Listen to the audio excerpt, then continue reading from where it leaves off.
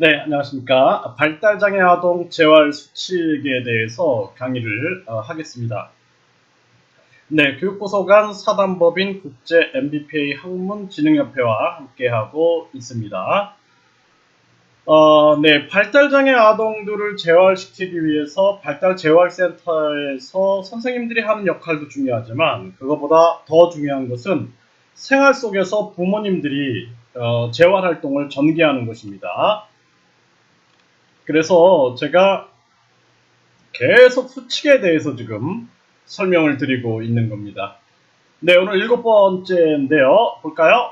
패스트푸드, 과자, 청량음료 등을 자제해 주시고 균형 잡힌 식단과 자연식을 제공해 주세요. 제공해 주세요. 이렇게 얘기했네요. 그렇죠? 왜 그럴까요? 왜 그럴까요? 이제 이 아이들이 패스트푸드라든지 과자, 청량음료에 중독이 될 수 있어요. 중독이.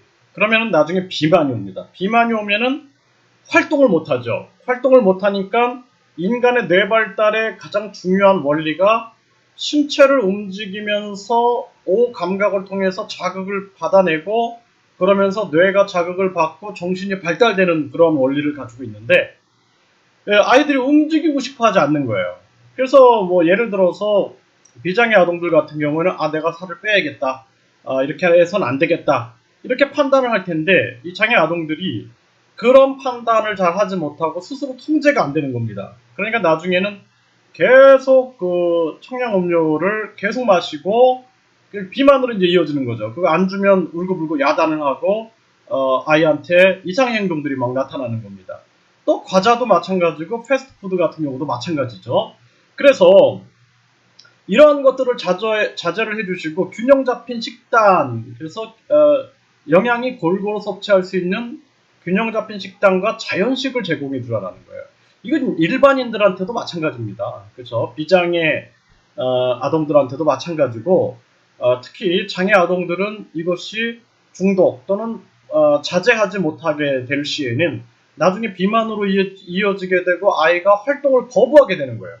그래서 발달 재활실에서도 누워 있는 겁니다. 누워 있고 움직이질 않는 거예요. 그래서 같이 이제 활동하자라고 하면은 갑자기 막 선생님을 강력하게 폭행을 하는 겁니다. 그 저도 이제 재활하다가 아이한테 굉장히 많이 맞았던 적이 있어요.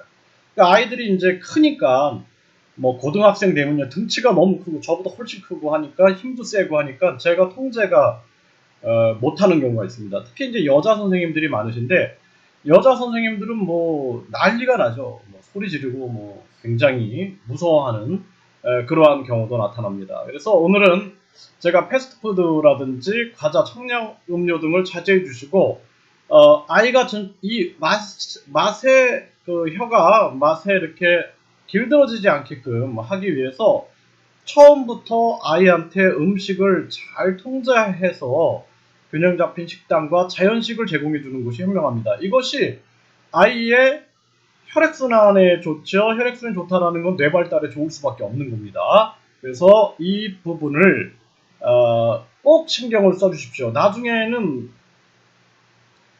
이게 다이어트도 힘들어요. 굉장히 힘들고 이 아이를 뭐 예를 들어서 의지를 가지고 달리기를 한다든지 이런 것들이 굉장히 불가능해지기 때문에 재활에 더 힘든 그러한 2중, 3중으로 힘들어지는 그런 상황을 맞이할 수 있습니다. 이 부분 꼭 신경을 써주십시오. 네, 감사합니다.